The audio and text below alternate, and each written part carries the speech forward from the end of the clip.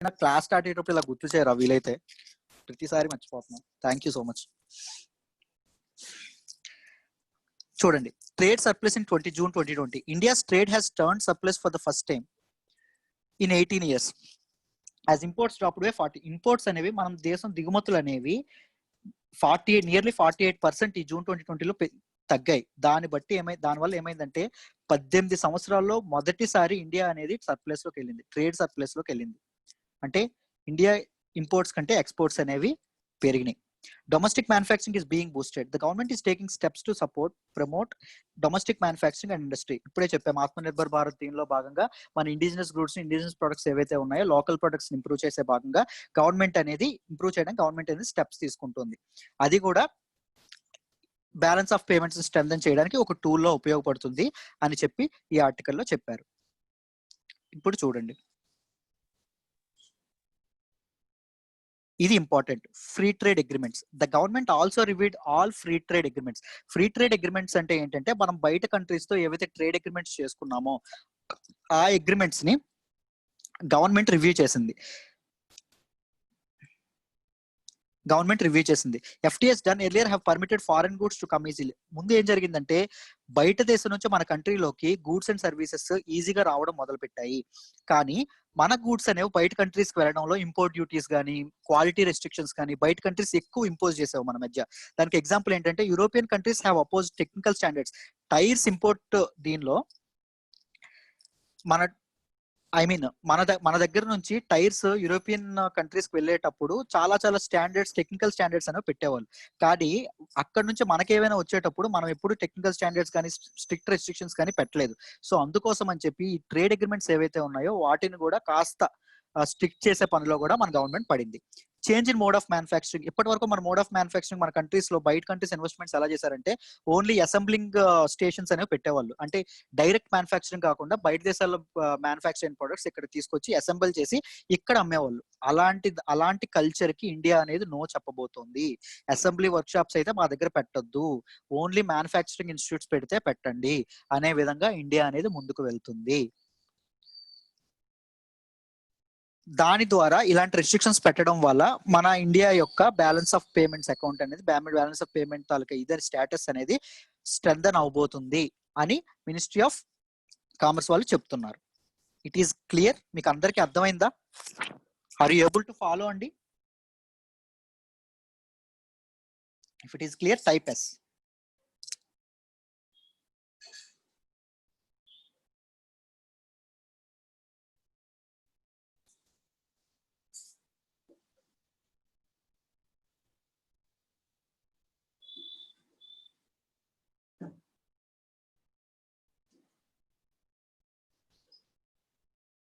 రఘు అర్థమైందా?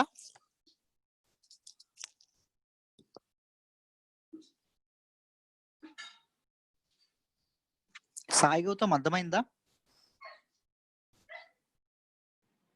Sir sir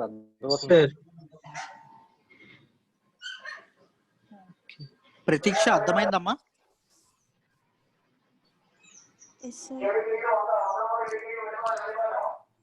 nice.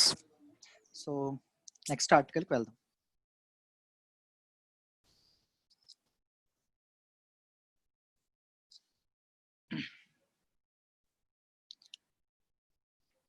Last month UGC కొన్ని exams conduct చేయడానికి గైడ్ లైన్స్ అనేవి ఇచ్చింది. మీకు దాని గురించి చదివారా పేపర్లో అందరూ? ఎస్ సార్, సుప్రీంకోర్టు జడ్జ్మెంట్ కూడా ఇచ్చింది సార్ రీసెంట్ గా, yesterday day before yesterday. Exactly. UGC and university exams మీద యూజీసీ అనేది కొన్ని స్టేట్మెంట్స్ చేసింది, ఒక స్టేట్మెంట్ అనేది ఇచ్చింది. అసలు ఏం జరిగింది, ఏం చేసింది అనే విషయం గురించి ఈ ఆర్టికల్ లో డిస్కస్ చేశారు. ఈ ఆర్టికల్ ని కంప్లీట్ గా అనాలిసిస్ చేద్దాం. ఇది ఎందుకు న్యూస్ లోకి వచ్చింది అంటే, the university grant commission. UGC అనేది ఏంటో తెలుసా? అసలు యూజీసీ ఎలా పనిచేస్తుంది, ఏం పనిచేస్తుంది తెలుసా ఎవరికైనా? ఎస్ సార్, ఎగ్జామ్స్ కండక్ట్ చేయడము, యూనివర్సిటీ అంటే ఏదైనా కాలేజ్ ఎస్టాబ్లిష్ చేయడానికి పర్మిషన్స్ ఇవ్వడం కానీ ఇవన్నీ యూజీసీ టేకప్ చేస్తుంది సార్. ఎగ్జాక్ట్లీ. యూనివర్సిటీ పైన ఒక వాచ్ డాగ్ గా, ఒక అథారిటేటివ్ ఆర్గనైజేషన్ గా యూజీసీ అనేది పనిచేస్తుంది. It is established to improve standards of education at universities. విశ్వవిద్యాలయాల్లో స్టాండర్డ్స్ ఆఫ్ ఎడ్యుకేషన్ అనేది విద్య యొక్క విలువలు కానీ స్టాండర్డ్స్ పెంచడం కోసం యూజీసీ అనేది ఎస్టాబ్లిష్ చేశారు. యూజీసీ అనేది అదే లక్ష్యంగా పనిచేస్తుంది. దాంతోపాటు రీసెర్చ్ ఇలాంటి యాక్టివిటీస్ ఏవైతే ఉన్నాయో వాటిలో కూడా స్టూడెంట్స్ ఎక్సలెన్స్ ఉండడం కోసం అనేది అది స్టూడెంట్స్ అనేవి అలాంటి స్కిల్స్ పెంపొందించుకునే విధంగా పనిచేయడం కోసం యూజీసీ అనేది వర్క్ చేస్తుంది. అయితే ఏమైందంటే the university grants commission objected Maharashtra, Delhi governments employing the disaster management act 2005 to cancel the examinations of students. ఏం జరిగిందంటే ఫైనల్ ఇయర్ ఎగ్జామినేషన్స్ ఉన్నాయి కదా, ఫైనల్ ఇయర్ యూనివర్సిటీలో ఫైనల్ ఇయర్ చదువుతున్నారు కదా, ఆ ఫైనల్ ఇయర్ పిల్లల తాలూకా పరీక్షలు ఏవైతే ఉన్నాయో అవి రద్దు చేస్తున్నట్టు మహారాష్ట్ర అండ్ ఢిల్లీ గవర్నమెంట్స్ అనేవి చెప్పాయి. దేని ప్రాతిపదికన రద్దు చేస్తున్నామని చెప్పాయి అంటే డిజాస్టర్ మేనేజ్మెంట్ యాక్ట్ అనేది చూపించాయి. మీరు ఎందుకు రద్దు చేస్తున్నారంటే ఏం చూపించాయి, డిజాస్టర్ మేనేజ్మెంట్ లో ఇలా రద్దు చేయొచ్చు, ఇలా క్యాన్సిల్ చేయొచ్చు అని చెప్పారు, అందువల్లే చేస్తున్నాము అని చెప్పింది. కానీ యూజీసీ గైడ్ లైన్స్ ఏం చెప్పింది, ఫైనల్ ఇయర్ స్టూడెంట్స్ ఎగ్జామ్స్ మాత్రం ఎట్టి పరిస్థితుల్లోనే కండక్ట్ చేయాలి అనేటట్టు గైడ్ లైన్స్ అనేది యూజీసీ జారీ చేసింది. ఈ మహారాష్ట్ర అండ్ ఢిల్లీ గవర్నమెంట్ తీసుకున్న నిర్ణయాలకు వ్యతిరేకంగా యూజీసీ అనేది అబ్జెక్ట్ చేసింది. What are the key points ఏంటి, బ్యాక్గ్రౌండ్ ఏంటి అనేది తెలుసుకుందాం. చూడండి, the UGC had directed that final year examinations of universities must be conducted by September చివరి వారం కల్లా యూనివర్సిటీస్ అనేవి ఫైనల్ ఇయర్ స్టూడెంట్స్ యొక్క ఎగ్జామ్స్ కంప్లీట్ చేయాలి. ఆన్లైన్ అయినా కంప్లీట్ చేయొచ్చు, ఆఫ్లైన్ అయినా కంప్లీట్ చేయొచ్చు, రెండింటి బ్లెండ్ చేస్తూ కొన్ని సబ్జెక్ట్స్ ఆన్లైన్, కొన్ని సబ్జెక్ట్స్ ఆఫ్లైన్ అయినా చేయొచ్చు, కానీ ఎగ్జామ్స్ మాత్రం ఆపకూడదు ఎట్టి పరిస్థితుల్లో ఫైనల్ ఇయర్ స్టూడెంట్స్ వి అని చెప్పి యూజీసీ అనేది తన గైడ్ లైన్స్ జారీ చేసింది. UGC guidelines and examinations and academic calendar for universities in view of కోవిడ్-19 పాండమిక్ ఆర్ రీసెంట్లీ రివైజ్డ్. ఇప్పుడే చెప్పాం కదా, కోవిడ్-19 పాండమిక్ వల్ల ఆ గైడ్ లైన్స్ అనేవి రివైజ్ చేయడం జరిగింది. The new guide lines allow students to opt for offline or online or blended manner. కొన్ని సబ్జెక్ట్స్ ఆఫ్లైన్ రాయొచ్చు, కొన్ని సబ్జెక్ట్స్ ఆన్లైన్ రాయొచ్చు, కొన్ని సబ్జెక్ట్ బోత్ రెండు కలిపి రాయొచ్చు అని చెప్పింది. However many states and union territories like Delhi, Maharashtra, Punjab ఏం చెప్తున్నాయంటే ఎగ్జామినేషన్స్ మేము క్యాన్సిల్ చేస్తున్నాము, మాకు పిల్లలు పరీక్షలు రాయడం కంటే పిల్లల ఆరోగ్యము, పిల్లల తాలూకు ప్రాణాలే ముఖ్యము అనేటట్టు స్టేట్మెంట్స్ జారీ చేసినాయి. While Delhi has cited the reality of digital divide. చెప్పండి, డిజిటల్ డివైడ్ దీని గురించి చెప్పాలి ఎవరైనా, నేను అడిగిన వాళ్ళు చెప్పాలి. I want Bhargavi to answer this one. What is digital divide amma? Guess cheyali.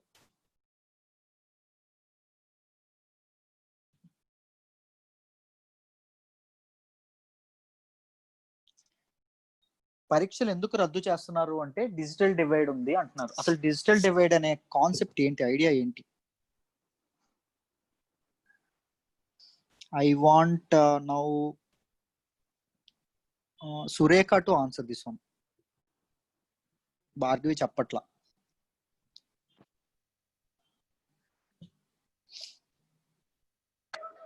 Sir అంటే అందరికీ యాక్సెస్ ఉండదు కదా సార్ డిజిటల్ డివైడ్ అంటే డిజిటల్ నెట్వర్కింగ్ కి, సో అందుకనే సార్. ఎగ్జాక్ట్లీ, కరెక్ట్ గా చెప్పారు. ప్రతి ఒక్కరికి ఇంటర్నెట్ యాక్సెస్ కానీ స్మార్ట్ ఫోన్ యాక్సెస్ కానీ ప్రతి ఒక్కరికి ఉండదు, ప్రతి స్టూడెంట్స్ కి ఉండాలని లేదు. మొన్నే ఒక న్యూస్ లోకి వచ్చింది, ఒక తండ్రి తన పిల్లలకి స్మార్ట్ ఫోన్ చదువుకోవడం కోసం స్మార్ట్ ఫోన్ కొనివ్వడానికి తను ఆవు నమ్మేశాడు. సోను సూద్ ఇష్యూ అనేది మీకు తెలిసే ఉంటుంది. అలాంటి పరిస్థితుల్లో కూడా భారతదేశం అనేది ఉంది.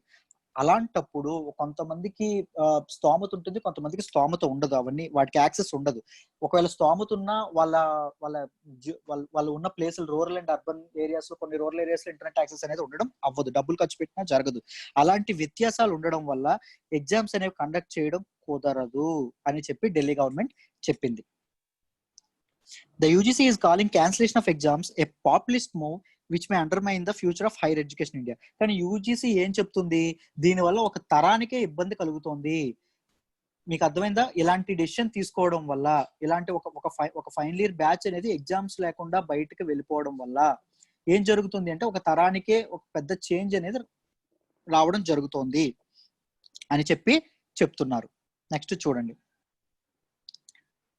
Arguments for conducting examinations conduct చేయాలి అనే స్టేట్మెంట్ కి సపోర్ట్ చేస్తూ ఏమో ఆర్గ్యుమెంట్స్ ఉన్నాయి చెప్తాను చూడండి.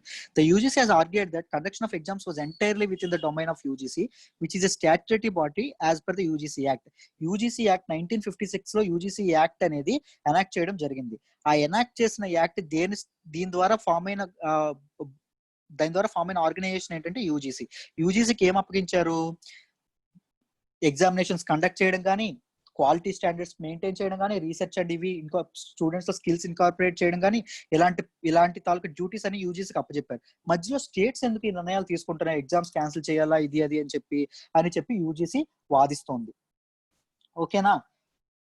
Under this act the determination and maintenance of standards of teaching, examination and research universities fall under the ambit of functions of UGC. ఇప్పుడే చెప్పాం, యూజీసీ అండర్ లోకి ఎగ్జామినేషన్స్ కండక్ట్ చేయడం, రీసెర్చ్ ఇన్ యూనివర్సిటీస్, ఇవన్నీ standards of teaching ఇవన్నీ UGC under లోకి వస్తాయి. ఓకేనా? Higher education is on the concurrent list. ఇది చెప్పండి, కాన్కరెంట్ లిస్ట్ అంటే ఏంటి? Laws can make by the center or state, sir. Center or state or center and state? Center and state, and state, sir. And state, sir. And state. ఏదైనా ఒక issue మీద మనకి ఎలా చెప్పారంటే కొన్ని ఇష్యూస్ సెంటర్ కి, కొన్ని ఇష్యూస్ స్టేట్ కి నిర్ణయాలు తీసుకునే అధికారాలు ఇచ్చారు. మన కాన్స్టిట్యూషన్ ఇచ్చింది. Because our country follows federal system, right? సమాఖ్య వ్యవస్థను మనం పాటిస్తాం కాబట్టి కొన్ని విషయాల మీద హక్కులు తీసుకునే అధికారం అనేది యూనియన్ గవర్నమెంట్ కి ఇచ్చారు, కొన్నింటి స్టేట్ కి ఇచ్చారు, కొన్ని విషయాలు మాత్రం అందరికీ కలిపిచ్చారు, రెండింటికి కలిపిచ్చారు. ఇప్పుడు నేషనల్ సెక్యూరిటీ కానీ, డిఫెన్స్ కానీ తీసుకునే నిర్ణయాలు అనేవి సెంటర్ తీసుకుంటుంది. యాప్స్ బ్యాన్ మనం జరిగింది, అది ఎవరు తీసుకున్నారు? యూనిలాటరల్ గా సెంటర్ తీసుకుంది. స్టేట్స్ లేదు మాకు టిక్ టాక్ కావాలంటే కుదురుద్దా? అవ్వదు. అలాంటి విషయాల మీద స్టేట్స్ డెసిషన్ తీసుకోలేవు. అలాగే కొన్ని విషయాలు అనేవి ఎలక్ట్రిసిటీకి సంబంధించిన కానీ, కొన్ని విషయాలు అనేవి వెల్ఫేర్ కి సంబంధించిన కానీ, కొన్ని విషయాలు స్టేట్ మ్యాటర్స్ కింద ఉంటాయి, అదే రాష్ట్ర ప్రభుత్వాల చేతుల్లోనే హస్తగతమై ఉంటాయి. కానీ కొన్ని విషయాలు like education and these are all concurrent list లో ఉంటాయి, ఉమ్మడి జాబితాలో ఉంటాయి. దీని మీద బోత్ సెంటర్ అండ్ స్టేట్ నిర్ణయాలు తీసుకోవచ్చు. ఓకేనా? హైయర్ ఎడ్యుకేషన్ అనేది కాన్కరెంట్ లిస్ట్ లో ఉంది. Both central government and state government దాని మీద నిర్ణయాలు తీసుకోవచ్చు. అది ఈ కాన్కరెంట్ లిస్ట్ లోకి ఎప్పుడు చేర్చారు అంటే 42nd ప్రిలిమ్స్ లెవెల్ ఇలాంటి important 42nd constitutional amendment, 42nd CA constitutional amendment 1976 ద్వారా ఎడ్యుకేషన్ అనేది దేనిలోకి చేర్చారు? కాన్కరెంట్ లిస్ట్ లోకి చేర్చడం జరిగింది. దేర్ఫోర్ యూజీసీ అండ్ ఏఐసిటి రెండింటికి derivatives have to be implemented in the case. ఇవి వాళ్ళు చేసిన గైడ్ లైన్స్ అనేవి స్టేట్ గవర్నమెంట్స్ ఇంప్లిమెంట్ చేయాల్సిన అవసరం ఎంతైనా ఉంది. ఏఐసిటి అంటే ఏంటంటే టెక్నికల్ ఎడ్యుకేషన్ సంబంధించిన యూనివర్సిటీస్ కానీ, కాలేజెస్ కానీ ఏవైతే ఉన్నాయో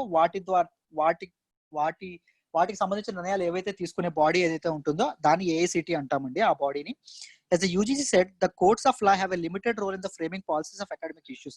UGC ఏం చెప్తుందంటే సెంట్రల్ అండ్ స్టేట్ గవర్నమెంట్సే కాదయ్యా, కోర్టులకు కూడా అకాడమిక్ ఇష్యూస్ మీద నిర్ణయాలు జారీ చేసే అధికారం లిమిటెడ్ గానే ఉంటుంది అని చెప్పి యూజీసీ వాదిస్తోంది. ఎగ్జామినేషన్స్ కండక్ట్ చేయాలా వద్దా ఇలాంటి నిర్ణయాలు తీసుకునేది మా హక్కు, వాటిని మమ్మల్ని అడ్డుకొని కానీ, మమ్మల్ని ఎదిరించి కానీ, మా మాట దాటి కానీ నిర్ణయాలు తీసుకోవడానికి వీలు లేదు అని చెప్పి యూజీసీ చెప్తుంది. సరే, ఇప్పుడు limitations of conducting examinations conduct చేయకుండా ఉండడానికి లిమిటేషన్స్ ఏమున్నాయి అని చెప్పి మనం మాట్లాడితే, as the teaching learning process has been hampered by the కోవిడ్-19 వాళ్ళు తెలుసు, క్లాసులు ఆగిపోయినాయి, లెర్నింగ్ ప్రాసెస్ అనేది ఆగిపోయింది, పిల్లలందరూ ఖాళీగా ఇంట్లో కూర్చుంటున్నారు. దాని ద్వారా అలా అవ్వడం వల్ల అసెస్మెంట్ ఆఫ్ లెర్నింగ్, నేర్చుకోవడమే తక్కువైతే ఆ నేర్చుకున్న దాన్ని పరీక్ష పెట్టే విధానం కూడా పూర్తిగా నెగ్లెక్ట్ చేయడం అనేది జరిగింది. మొదటి దాన్ని పక్కన పెట్టడం అనేది జరిగింది. మెనీ యూనివర్సిటీస్ ఆర్ నాట్, అది పాయింట్లెస్. అసలు పిల్లలు క్లాసులకి అటెండ్ అవ్వకపోతే ఎగ్జామ్స్ ఎలా రాస్తారు అనే వాదన అనేది వినిపిస్తుంది. Many universities are not technically prepared for taking examinations in the online mode. చాలా వాటికి ఇప్పుడు సిటీస్ లో ఉన్న వాటికి వీటికి ఫండ్స్ కానీ ఏమైనా ఉండొచ్చు, కానీ రూరల్ దీనిలో ఉన్న యూనివర్సిటీస్ కానీ వాటికి they are not technically prepared అండి. ఆన్లైన్ ఎగ్జామినేషన్స్ కండక్ట్ చేయడానికి వాళ్ళంత ప్రిపేర్డ్ గా లేరు.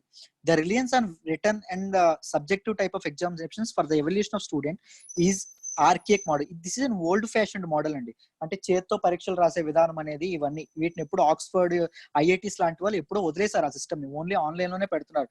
But we are still some universities are lagging on that part at a time when the country is struggling with the global health and economic crisis. ఎప్పుడో మనం ముందు కూడా చెప్పుకున్నాం, కోవిడ్-19 అనేది మన దేశాన్నే కాదు, ఒక రాష్ట్రాన్ని, ఒక జిల్లానే కాదు, ప్రపంచం మొత్తాన్ని కుదిపేస్తుంది.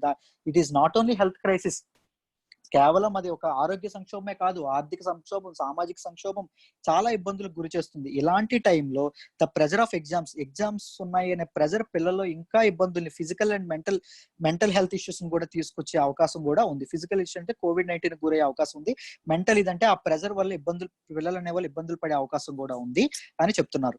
Inequality of internet access among the students, ఇప్పుడే చెప్పారు సాయి కార్తిక్ అండ్ మనకి సురేఖ వీళ్ళు చెప్పారు, ఇంటర్నెట్ యాక్సెస్ అనేది ప్రతి ఒక్కరికి అందుబాటులో లేదు. దానివల్ల స్టూడెంట్ కమ్యూనిటీలో ప్రతి ఒక్కరికి ఇంటర్నెట్ యాక్సెస్ కానీ స్మార్ట్ ఫోన్ యాక్సెస్ కానీ లేకపోవడం వల్ల, ఆన్లైన్ స్టడీ మెటీరియల్ లాంటివి లేకపోవడం వల్ల ఎగ్జామినేషన్స్ అనేవి పూర్తి స్థాయిలో కండక్ట్ చేయడం, ప్రతి ఒక్కరికి సమానమైన ఆపర్చునిటీస్ అనేవి కల్పించడం అనేది కూడా ఒక పెద్ద ప్రశ్నార్థకంగా మిగిలిపోతుంది అని చెప్పి ఈ ఆర్టికల్లో చెప్తున్నారు. What is way forward? ఇప్పుడు ఏం చేయాలి మనం అని మనం మాట్లాడుకుంటే, the central and state government should act in partnership to devise rules. Central and state governments రెండు రూల్స్ అనేవి డివైడ్ చేసుకోవాలి. To impart quality education and human resources with superior mental ability and adaptability. ఈ పైన challenges అన్నిటి దృష్టిలో పెట్టుకొని central and state government బాగా ఆలోచించి పిల్లల మెంటల్ హెల్త్ ని, ఫిజికల్ హెల్త్ ని కూడా దృష్టిలో పెట్టుకొని నిర్ణయాలు తీసుకునే అవసరం ఎంతైనా ఉంది అని చెప్తున్నారు. The education system must move beyond numerical. కేవలం మార్కుల కోసమే కాకుండా స్కిల్ బేస్డ్ ఎడ్యుకేషన్ అనేది, ఆ హ్యాండ్స్ ఆన్ ఎక్స్పీరియన్స్ తో ఉండే ఎడ్యుకేషన్ అనేది మన ఎడ్యుకేషన్ సిస్టమ్ లో ఇన్కార్పొరేట్ అవ్వాలి అని చెప్తున్నారు. దీని గురించి మనం మాట్లాడుకున్నప్పుడు మన మైండ్ లో వెలగాల్సింది ఏంటి? New education policy. వెంటనే దాని గురించి సంబంధం మన మైండ్ లో తిరిగిపోతూ ఉండాలి, అలా కనెక్ట్ చేస్తూ చదువుకోవాలి. It is clear in the light of this pandemic that bringing digital divide in India is crucial. ఇది చూసారా, ఈ ఛాలెంజ్, డిజిటల్ డివైడ్ అనే ఛాలెంజ్ ని మనం అడ్రస్ చేసే టైం అనేది వచ్చింది. ప్రతి ఒక్కరికి ఆ స్మార్ట్ ఫోన్ ఎడ్యుకేషన్ కానీ, డిజిటల్ ఎడ్యుకేషన్ కానీ, ఇంటర్నెట్ యాక్సెస్ కానీ ఇచ్చే అవసరం అనేది, ఇది ఇచ్చేసే అవసరం అనేది ఉంది. దాన్ని డిజిటల్ ఇండియా ద్వారా ఆ ఛాలెంజ్ ని టేకప్ అడ్రస్ చేయాల్సిన అవసరం ఎంతైనా ఉంది అని ఆర్టికల్లో చెప్పారు. క్లియరా? అర్థమైందా అందరికి?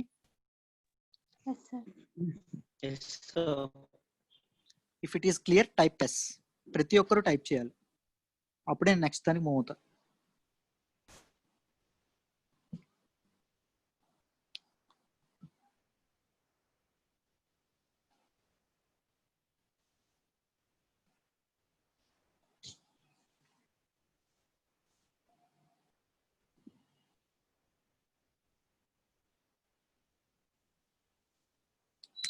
Perfect.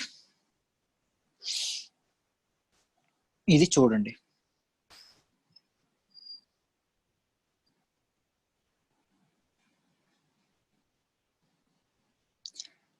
Block chain technology in voting. మన ఓటింగ్ సిస్టమ్ లో, ఎన్నికల పద్ధతిలో బ్లాక్ చైన్ టెక్నాలజీ అని ఇన్కార్పొరేట్ చేయాలని అనుకుంటున్నారు. What is this block chain technology in the first place? Block chain technology అంటే ఏంటి చెప్పండి ఎవరైనా. యాక్చువల్గా మనం ఏమైనా ఇన్ఫర్మేషన్ పాస్ చేసినప్పుడు బ్లాక్స్ లాగా డివైడ్ అయిపోతుంది sir. So like next person చూడలేడు సార్ దానిని. సమ్ లైక్ ఎట్లా అంటే ఇది మన same like technology other person చూడలేడు sir basic. Kind of nice. Let me explain. Fine. Block chain technology అంటే is a record keeping technology. ఒక రికార్డ్ లాగా ఒక మన ఇన్ఫర్మేషన్ ని స్టోర్ చేసే టెక్నాలజీ అండి. అది మన ఇన్ఫర్మేషన్, పీస్ ఆఫ్ ఇన్ఫర్మేషన్ అనేది ఒక బ్లాక్ లో స్టోర్ అయి ఉంటుంది. తర్వాత స్టోర్ అయిన తర్వాత ఏమైనా చేంజెస్ తెలిసాయి అనుకోండి, అదొక సెపరేట్ ఎన్క్రిప్టెడ్ కోడ్ తో ఆ అప్డేటెడ్ ఇన్ఫర్మేషన్ కూడా ఆటోమేటిక్ గా స్టోర్ అవుతుంది. ఈ పీస్ ఆఫ్ ఇన్ఫర్మేషన్ ఎప్పుడు కదిపినా అనేది ఇది అవుతుంది. దాంతో పాటు ఎవరైతే ఇన్ఫర్మేషన్ దీనిలో యాడ్ చేశారో వాళ్ళ డీటెయిల్స్ అనేవి బయటకు కనిపించవు, అది కూడా ఒక కోడ్ రూపంలో ఎన్క్రిప్ట్ అయ్యి ఉంటాయి. ఓకేనా? మీకు అర్థమైందా? బ్లాక్ చైన్ టెక్నాలజీ అంటే ఏంటి అర్థమైందా? It is a record keeping technology. Information ఇది స్టోర్ చేస్తుంది. ఏ విధంగా స్టోర్ చేస్తుంది అంటే, దానికి ఏమైనా అప్డేట్ చేసినా, దాన్ని ఏమైనా కదిపినా ఆ అప్డేట్ కూడా స్టోర్ అయ్యి ఆటోమేటిక్ గా స్టోర్ అయిపోతుంది. దాంతో పాటు ఎవరైతే ఇన్ఫర్మేషన్ ఇచ్చారో వాళ్ళ డీటెయిల్స్ కూడా ఇది బయటికి చెప్పదు, అది కూడా సీక్రెట్ గా ఉంటుంది. ఓకే, మళ్ళీ చెప్తాను చూడండి క్లియర్ గా. బ్లాక్ చైన్ టెక్నాలజీ అంటే ఏంటి అంటే, it is a record keeping technology అండి. మన రికార్డ్ లో ఎప్పుడైనా ఇన్ఫర్మేషన్ స్టోర్ చేస్తాం కదా, అలాగే ఈ టెక్నాలజీ ద్వారా పలానా ఏదైనా ఇన్ఫర్మేషన్ మనం స్టోర్ చేయొచ్చు. ఏ విధంగా స్టోర్ చేయొచ్చు అంటే, ఒక స్పెసిఫిక్ బ్లాక్స్ గా స్టోర్ చేయొచ్చు. స్టోర్ చేయగానే దీనికి ఒక ఎన్క్రిప్టెడ్ కోడ్ అనేది తయారైపోతుంది, సమ్ కోడ్ అనేది తయారైపోతుంది, డిజిటల్ కోడ్. ఇప్పుడు ఎవరైనా నేను దీనిలో ఈ ఇన్ఫర్మేషన్, ఈ బ్లాక్ లో ఇన్ఫర్మేషన్ స్టోర్ చేశాను అనుకోండి. నేను స్టోర్ చేశాను కాబట్టి నా ఇన్ఫర్మేషన్ అనేది ఇది బయటికి చెప్పదు. ఎవరు ఇన్ఫర్మేషన్ పంపించారో అది బయటికి చెప్పదు. ఓకేనా? దాంతో పాటు ఏం జరుగుతుందంటే, దీనికి ఎవరైనా ఇన్ఫర్మేషన్ అప్డేట్ చేశారనుకోండి, ఈ బ్లాక్ చైన్ ఇన్ఫర్మేషన్ ఎవరైనా ఇది చేశారనుకోండి, ఆ అప్డేట్ అనేది నాకు చూపిస్తుంది, పలానా వ్యక్తి అప్డేట్ చేశాడు, నీ ఇన్ఫర్మేషన్ కదిపాడు అని చెప్పి చూపిస్తుంది. ఓకేనా? క్లియరా రాని? If it is clear, type yes. Perfect. మీకు అర్థమైంది అనుకో. ఇప్పుడు బ్లాక్ చైన్ దీని గురించి మీకు టెక్నికల్ టర్మ్స్ లో చెప్తాను చూడండి. It is system in which database of recordings appears in a multiple computers at the same time. అంటే డిఫరెంట్ కంప్యూటర్స్ లో స్టోర్ అయిన ఇన్ఫర్మేషన్ అనేది ఒకే దానిలో ఇన్ఫర్మేషన్ స్టోర్ చేయొచ్చు. ఎవరు ఆ ఇన్ఫర్మేషన్, ఏ కంప్యూటర్ ఆ ఇన్ఫర్మేషన్ కలిపినా అప్డేట్ అనేది ఎవరైతే ఫస్ట్ ఇన్ఫర్మేషన్ ఎవరైతే పెట్టారో వాళ్ళకి వెళ్తుంది. ఇది గుర్తుపెట్టుకోండి. It offers singular combination of permanent and temper dividend record keeping. అంటే పర్మనెంట్ గా టెంపర్ స్టోర్ అయ్యే విధంగా, and real time transaction transparency. అంటే చిన్న అప్డేట్, దానిలో ఇన్ఫర్మేషన్ లో చేంజ్ అయినా బయటికి తెలుస్తుందిగా. సో దానివల్ల ఏం ఇష్యూర్ అవుతుందంటే ట్రాన్స్పరెన్సీ అండ్ ఆడిటబిలిటీ. తర్వాత ఎప్పుడైనా చెక్ చేయడానికి కూడా ఉపయోగపడుతుంది. ఇది ఫస్ట్ క్రిప్టో కరెన్సీ దీనిలో ఉపయోగించే వాళ్ళండి. ఇప్పుడు దాని తర్వాత డిఫరెంట్ టెక్నాలజీస్ లో తీసుకొచ్చారు. అంటే బ్యాంక్ ట్రాన్సాక్షన్స్ లో కానీ, WhatsApp end to end encryption అంటారు, దానిలో కూడా బ్లాక్ చైన్ టెక్నాలజీ వాడతారు. ఇలాంటి వాటిలో ఈ బ్లాక్ చైన్ టెక్నాలజీ అనేది తీసుకొచ్చారు. ఇప్పుడు ఈ బ్లాక్ చైన్ టెక్నాలజీని తిన్నగా తీసుకొచ్చి మన ఓటింగ్ సిస్టమ్ లో, మన ఎలక్టోరేట్ సిస్టమ్ లో, మన ఎలక్షన్ కమిషన్ అనేది దానిలో ఇన్కార్పొరేట్ చేయాలనుకుంటుంది. ఎందుకు చేయాలనుకుంటుంది అంటే రిమోట్ ఓటింగ్. మన కంట్రీలో ఓటింగ్ అనేది అవేర్నెస్ కానీ ఎంత పెరుగుతున్నా, దూర ప్రాంతాల్లో ఉన్న వాళ్ళు వాళ్ళ కాన్స్టిట్యూషన్ లో వాళ్ళ దీనిలో ఓటింగ్ చేయగలడానికి వీలుంటుందా? ఉండట్లేదు. పోస్టల్ బ్యాలెట్ ఇవన్నీ చెప్తున్నారు. వాటి వల్ల ఏమవుతుందంటే హ్యాజిల్ పెరుగుతుంది. ఓటు వేయడానికి ఏ మనిషిని అంత కష్టపడతాడా? కష్టపడడానికి అంత ఇబ్బంది పడడానికి ఎవరు ఇష్టపెట్టుకోరు. సో ఆ రిమోట్ ఓటింగ్ దాని ద్వారా ప్రజలు ఓటేయలేకపోతున్నారనే ఛాలెంజ్ ని ఇది చేయడానికి బ్లాక్ చైన్ టెక్నాలజీని తీసుకురావాలని ఎలక్షన్ కమిషన్ అనేది ఆలోచిస్తుంది. The aim is to overcome geographical hurdles in voting. అంటే ఒక ప్లేస్ లో వర్క్ చేసే వాళ్ళు వాళ్ళ కాన్స్టిట్యూన్సీ వాళ్ళ ఏదైతే ఇది ఉంటుందో నియోజకవర్గంలో ఓటేసే సౌలభ్యాన్ని మనకి బ్లాక్ చైన్ టెక్నాలజీ కల్పిస్తోంది అని చెప్తున్నారు. Remote voting may take place in person somewhere other than an assigned polling station or another time. ఇప్పుడే చెప్పాను కదా, ఒక పోలింగ్ స్టేషన్ లో దూరంగా ఉన్నప్పుడు కానీ, లేకపోతే ఆ టైంలో దూరంగా ఉన్న వ్యక్తి కానీ ఓటేసే సౌలభ్యాన్ని ఇది కల్పిస్తోంది. There have been demands from various political parties. చాలా పొలిటికల్ పార్టీస్ ఏమడుగుతున్నాయంటే మైగ్రెంట్ వర్కర్స్ ఒక ప్లేస్ నుంచి ఇంకో ప్లేస్ లో వర్క్ చేస్తారు కదా, వాళ్ళు ఓట్లు వేయట్లేదు, దానివల్ల మేము చాలా నష్టపోతున్నాము, వాళ్ళకి మేము చాలా చేసాము కానీ వాళ్ళు దూరంగా ఉండడం వల్ల మాకు ఓట్లు వేయట్లేదు అని చెప్పి ఎలక్షన్ కమిషన్ కి ఒక అభ్యర్థన అనేది పెట్టారు. ఈ ఛాలెంజ్ ని అడ్రస్ చేయడానికి మనకి 2019 ఎలక్షన్స్ లోనే, మొన్న పార్లమెంటరీ ఎలక్షన్స్ లోనే స్పెషల్ సర్వీసెస్ ఆఫీసర్స్ ఎవరైతే సియాచిన్ లో కానీ, లడక్, లే లాంటి ప్రదేశాల్లో వర్క్ చేసిన వాళ్ళందరికీ ఓటు హక్కు కల్పించింది. ఇలాంటి ఎలక్ట్రానిక్ ఓటు హక్కు ఫ్రాంచైజ్ కల్పించారు. దాన్ని పూర్తి స్థాయిలో ప్రతి ఒక్కరికి, ప్రతి సిటిజన్ కి అందుబాటులో ఉంచడానికి ఈ బ్లాక్ చైన్ టెక్నాలజీని తీసుకొచ్చే ప్రయత్నంలో అయితే ఉన్నారు. అర్థమైందని అనుకుంటున్నా. అయితే బ్లాక్ చైన్ టెక్నాలజీని ఓటింగ్ లో ఎలా వాడతారనే చూద్దాం. Growing concerns over election security, voter registration integrity, poll accessibility, and voter turnout has led governments to consider blockchain election security. అంటే ఎన్నికల్లో ఆ సెక్యూరిటీ, ఆ భద్రత అనేది లోపిస్తోంది. Next voter registration integrity. Voter registration అప్పుడు కూడా చాలా పొరపాట్లు అనేవి, అవకతవకలు అనేవి జరుగుతున్నాయి.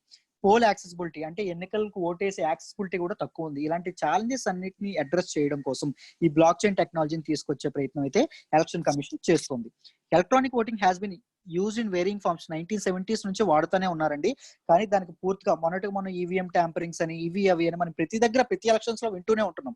ఏవో ఒక తప్పిదాలు అనేవి జరుగుతూ ఉన్నాయి. సో బ్లాక్ చైన్ టెక్నాలజీ లాంటి ఒక పటిష్టమైన technology, full secured and encrypted technology అనేది వాడితే ఇలాంటివన్నీ తగ్గుతాయి, ఇలాంటి మాల్ ప్రాక్టీసెస్ అన్ని తగ్గుతాయి అని చెప్పి ఎలక్షన్ కమిషన్ ఆలోచనలో ఉంది. Even the EC had used one way electronic system for service electors. అదే ఇప్పుడే చెప్పాను కదా, 2019 లోక్సభ ఎలక్షన్స్ లో కూడా సర్వీస్ లో, ఆర్మ్డ్ సర్వీస్ లో కానీ ఉన్న ఎవరైతే ఉన్నారో వాళ్ళందరికీ ఇదిగోండి electronically transmitted postal ballot system అనేది 2019 ఎలక్షన్స్ లోనే మన ఎలక్షన్ కమిషన్ అనేది వాడింది. దాన్ని పూర్తి స్థాయిలో చేసే ప్రయత్నమే ఈ బ్లాక్ చైన్ టెక్నాలజీ వాడడం. Blockchain's decentralized, transparent, immutable and encrypted qualities could potentially help minimize election tampering and maximize poll accessibility.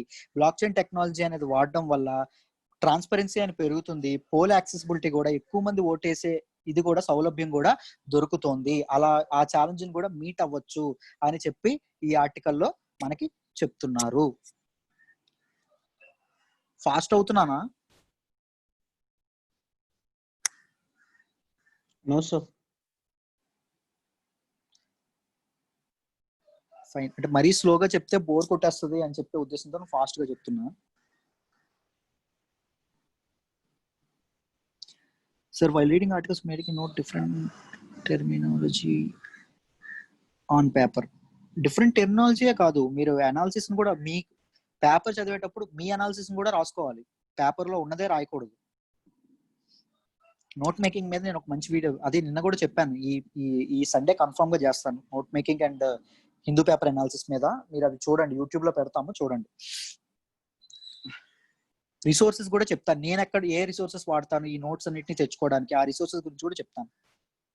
So possible working ఎలా వర్క్ చేస్తుంది అని చెప్తున్నారు. A block chain remote voting process would involve voter identification, authorization using a multilayered IT enabled system. ఒక multilayered IT enabled system ద్వారా voter identification, చెప్పాను కదా, ఎవరైతే vote వేశాడో వాళ్ళ తాలూకు ఇన్ఫర్మేషన్ అనేది బయటకు పొక్కకుండా ఉంటుంది. ఇప్పుడు మీరు ఎవరికి ఓటేశారో, మీరు ఎవరో అనేది ఎప్పుడైనా మనకి మామూలు ఎలక్షన్స్ లో తెలుస్తుందా? బయట పెడతారు ఎవరైనా?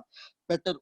ఆ రకమైన దీన్ని కూడా ఆ రకమైన ఛాలెంజ్ ని కూడా అడ్రస్ చేసే విధంగా ఇది ఉండబోతుంది అని చెప్తున్నారు. After A waters identity is established by the system, waters identity establish అవగానే ఏ బ్లాక్ చైన్ ఎనాబుల్డ్ పర్సనలైజ్డ్ ఈ బ్యాలెట్ పేపర్ అనేది ఒక కోడ్ రూపంలో వస్తుంది, ఒక డిజిటల్ కోడ్ రూపంలో వస్తుంది. దిస్ ఈస్ పాసిబుల్ వర్కింగ్ అండి, ఇలా వర్క్ అవ్వచ్చు అని చెప్తున్నారు ఆర్టికల్లో. అంతే. Will be generated when the vote is cast. Vote వేసిన తర్వాత the ballot would be securely encrypted and blockchain hashtag is generated. ఓటు వేసిన తర్వాత ఆ ఇన్ఫర్మేషన్ ఏదైతే ఉందో దానికి ఒక బ్లాక్ చైన్ హ్యాష్ ట్యాగ్ అనేది జనరేట్ అవుతుంది. This hashtag notification would be sent to various stakeholders. Different ఎవరైతే దీనిలో పార్టిసిపేట్ చేసే వాళ్ళు ఉంటారో, అంటే ద క్యాండిడేట్స్ కానీ పొలిటికల్ పార్టీస్ కానీ, వాళ్ళకి ఈ ఇన్ఫర్మేషన్ అనేది ట్రాన్స్పరెన్సీ కోసం ఎవరైనా అప్డేట్ చేయొచ్చేమో, ఎవరైనా ఇది చేయొచ్చేమో, సెక్యూరిటీ థ్రెట్స్ గురవచ్చేమో అనే దీంతో ఆ సిస్టమ్ అనేది పొలిటికల్ పార్టీస్ కి పంపించడం అనేది జరుగుతుంది, వాళ్ళు ట్రాన్స్పరెన్సీ చెక్ చేసుకోవడం కోసం. What are the limitations? Any new technology systems including a new technology వచ్చినా మార్కెట్ లోకి ఫస్ట్ అది ఏం జరుగుతుంది అంటే సైబర్ అటాక్స్ గురవుతుంది. సో ఎలక్షన్స్ లో దీన్ని వాడే ముందే, ఈ టెక్నాలజీ ఇన్కార్పొరేట్ చేసే ముందే పూర్తిగా చెక్ చేసుకోవాలి. 360 degrees లో ఏ ప్రాబ్లమ్స్ రాకుండా, ఏ టెక్నికల్ ఇష్యూస్ రాకుండా దీన్ని చెక్ చేసుకునే అవసరం అయితే ఉంది అని చెప్తున్నారు. This is called vote manipulation, paper trail erasure, electoral caves. ఒకవేళ ఎలక్షన్స్ లో ఓట్ మ్యానిపులేషన్ కానీ ఏమైనా జరిగింది అనుకోండి, అదొక ప్రూవ్ అయింది అనుకోండి, మళ్ళీ ఎలక్షన్స్ కండక్ట్ చేయడానికి ఎవరి డబ్బు వాడాలి? ప్రజాధనమే వాడాలి, ప్రజల డబ్బే వాడాలి. దానివల్ల చాలా చాలా నష్టం అనేది జరుగుతుంది అని చెప్తున్నారు. Furthermore, a voter verification system that uses biometric software such as facial recognition could lead to false positives or negatives in voter identification. ఇదే ఇప్పుడే చెప్తున్నారు, బయోమెట్రిక్ కానీ ఇలాంటి సాఫ్ట్వేర్, ఫేస్ రికగ్నిషన్ కానీ, దీనిలో కూడా అవకతవకలు జరిగే అవకాశం కూడా చాలా ఉంది. Facilitating fraud or disenfranchising citizens. కొంతమంది ఓటు హక్కు కావాలని వాళ్ళ దగ్గర నుంచి ఓటు హక్కు తీసుకునే అవకాశం కూడా ఉంది అని చెప్తున్నారు. Block chain based voting systems may also entail privacy risks and concerns. మన ఇన్ఫర్మేషన్ అనేది అలా ఇవ్వడం వల్ల ప్రైవసీకి కూడా ఇబ్బంది కలిగించే అవకాశం ఉంది. మొన్న ఏ యాప్, ఆరోగ్య సేతు యాప్ గురించి కూడా, అది మన హెల్త్ కోసమే, కానీ ప్రైవసీ ఇష్యూ కూడా అంతే. హెల్త్ కి ఎంత ఇంపార్టెంట్, ప్రైవసీ ఇష్యూస్ కూడా అంతే ఇంపార్టెంట్ అండి. దాన్ని కూడా మనం ఎలా అయితే మన కోర్ట్స్ లో కానీ కేసులు అని ఎలా జరిగినాయో, ఇది మనకు ఓటు హక్కు కల్పించడం కోసమే, బట్ దీనిలో కూడా ప్రైవసీ ఇష్యూస్ అండ్ కన్సర్న్స్ ఉన్నాయి అని ఈ ఆర్టికల్లో చెప్తున్నారు. క్లియరా? So what do you suggest? Sir, I want to add one more point here. చెప్పండి అమ్మా. సార్, యాక్చువల్ కాన్స్టిట్యున్సీలో ఎలాగ ఉంటుందంటే, పోల్ ఓటింగ్ అప్పుడు ఏరియా వైజ్ చేస్తారు సార్. సో అప్పుడు ఏ పార్టీకి ఎన్ని ఓట్స్ అనేది కూడా తెలిసిపోతుంది సార్ యాక్చువల్ గా. సో ఈ పర్టికులర్ ఏరియా వాళ్ళు మనకు ఓట్ వేసారు లేదని పొలిటికల్ పార్టీస్ తెలిసినప్పుడు ఆ పర్టికులర్ ఏరియాస్ డెవలప్మెంట్ చేయడానికి వాళ్ళు ఇష్టపడారు సార్. సో ఇలాంటిది కూడా మనం ఏమంటారు అధిరోహించవచ్చు సార్ ఇలాంటి బ్లాక్ చైన్ టెక్నాలజీ వల్ల. Very good, excellent. ఇది ఎలక్టోరల్ బాండ్స్ లో ఇష్యూ అనేది వస్తుంది. మీకు ఎలా జరుగుతుంది అంటే, మీకు ఎలక్టోరల్ బాండ్స్ గురించి మీకు తెలుసా ఆ విషయం? ఎవరైతే పొలిటికల్ పార్టీస్ ఫండింగ్ ఇస్తారో వాళ్ళకే డెవలప్మెంట్ అనేది జరగడానికి చూస్తారు. ఆ ఫండింగ్ ఎవరిస్తారో గవర్నమెంట్ ఉన్న వాళ్ళకి తెలిసిపోతుంది. డబ్బులు ఇచ్చేవాడికి ఏం చేస్తారు? గవర్నమెంట్ అనేది సపోర్ట్ గా ఉంటుంది. సేమ్ కరెక్ట్ గా చెప్పారు. ఏదైతే ఏరియా ఉంటుందో ఆ ఏరియాకే డెవలప్మెంట్ ఉండాలి, మిగిలిన ఏరియాకి డెవలప్మెంట్ చేయకూడదు అనే విధంగా తెలుస్తుంది. కానీ దీనిలో పాజిటివ్ ఆస్పెక్ట్ కూడా ఉందిగా. పలానా వాళ్ళు ఓటు వేయట్లేదంటే వాళ్ళు ఓటు వేసే విధంగా గవర్నమెంట్ పనిచేసే అలా కూడా ఆలోచించవచ్చు గవర్నమెంట్. దీనిలో పాజిటివ్ ఆస్పెక్ట్ కూడా లేకపోలేదు. It depends on political aspirations and thinking, right? Nice, very good. ఇలా ఆలోచించాలి. అండ్ సపోజ్ మీరైతే ఏం చేస్తారు? దీన్ని సపోర్ట్ చేస్తారా? బ్లాక్ చైన్ టెక్నాలజీ రావాలంటారా? రావాలి సార్, బట్ ప్రతిదానికి లిమిటేషన్స్ ఉండాలి సార్. లిమిటేషన్స్ ఉండాలి, సెక్యూరిటీ చెక్స్ ఉండాలి. సేమ్ లైక్ హ్యాకింగ్ కి గురి కాకుండా ఉండటము అండ్ ఈ టెక్నాలజీ బయటికి వెళ్లకుండా ఉండడం సార్. బికాస్ లైక్ ఇక్కడ ఏంటంటే ఆల్మోస్ట్ ప్రతి ఒక్క ఇన్ఫర్మేషన్ ఉండిపోతుంది సార్. ఎన్క్రిప్టెడ్ ఉన్నా సరే ఇన్ కేస్ ఏదైనా హ్యాక్ అయితే మొత్తం మన ఇండియన్ ఎలక్ట్రల్ సిస్టమ్ అంతా బయటకు వచ్చేస్తుంది సార్. ఎగ్జాక్ట్లీ, దీనిలో సెక్యూరిటీ థ్రెట్స్ కూడా ఉన్నాయి కాబట్టి గవర్నమెంట్ అనేది పూర్తి స్థాయిలో ప్రిపేర్డ్ గా ఉండి దీన్ని ఇంప్లిమెంట్ చేయాల్సిన అవసరం ఎంతైనా ఉంది. And what is the way forward చూడండి, ఇప్పుడు ఏం చేద్దాం అంటున్నారో చూడండి. India is prime to lead globally and how it transitions to next generation voting systems. Next generation voting systems ఎలా మార్చాలి, దానిలో ఎలాంటి రిఫార్మ్స్ తీసుకోవాలి అనే దానికి ఇండియా అనేది ముందుకు వెళ్తోంది, ఆ రకంగా ఆలోచనలు అనేది చేస్తుంది. However pilot examples of 2018 US mid time elections లో చాలా ఇబ్బందులు, టెక్నాలజీ వాడడం వల్ల చాలా ఇబ్బందులు అవకతవకలనే బయటపడ్డాయి.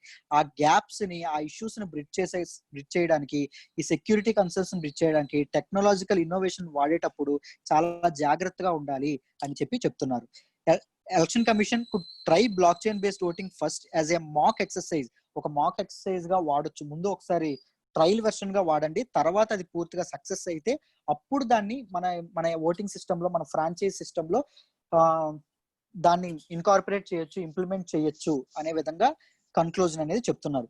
ఎప్పుడైనా ఒకటి గుర్తుపెట్టుకోండి, మీరు హిందూ ఆర్టికల్స్ రోజు చదువుతారు కదా, హిందూ ఎడిటోరియల్స్ లో మీరు ఏం చదవకపోయినా ఫస్ట్ ఇది చాలా మ్యాండేటరీ, లాస్ట్ పేరా చదవకుండా మీరు ప్రతి ఒక్క ఆర్టికల్ కి లాస్ట్ పేరా అయితే చదవండి అబ్బా, ఇది కూడా వదిలేయండి, లాస్ట్ పేరా మాత్రం చదవాలి. ఎలా ఎండ్ చేయాలో తెలియకపోతే మెయిన్స్ ఆన్సర్ రైటింగ్ లో మీకు మార్కులు పడవు. ప్రతిరోజు ప్రతి ఆర్టికల్ కి లాస్ట్ పేరానే చదవాలి తప్పకుండా. జస్ట్ 4 lines ఆర్ 5 lines ఉంటది, ఎలా ఎండ్ చేశారో మీకు తెలియాలి. ఓకేనా?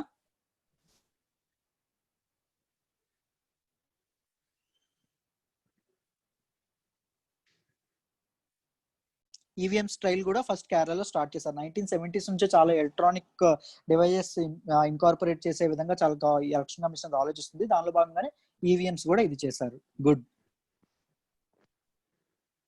క్లియరా? Shall I move to next article అండి? క్లియర్ అయితే టైప్ ఎస్.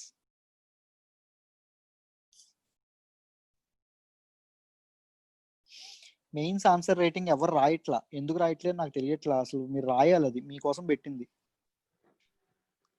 సార్ రాశారు సార్, చాలా మంది గ్రూప్ లో అప్డేట్ చేశారు సార్. యాక్చువల్ గా చాలా మంది, ఒకసారి చూడండి ఎంతమంది ఉన్నారు గ్రూప్ లో ఉన్న పార్టిసిపెంట్స్ తో పోలిస్తే రాసే వాళ్ళు తక్కువ బాగా. సార్ ఎవాల్యుయేట్ చేస్తారు, చక్కగా మీకు మార్క్స్ వేస్తారు, యూజ్ చేసుకోండి అవకాశాన్ని.